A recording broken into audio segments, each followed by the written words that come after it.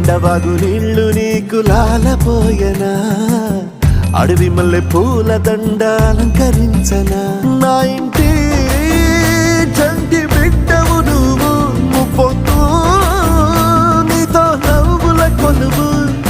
దుప్పి మాంసం ఇది నీకు తెచ్చినా ఓ శివయ్య ఇప్పటినే ఉంది బిందు చేయనా నిన్ను సాగుతా కొనసాగుతలే బతుకు పొడుగునా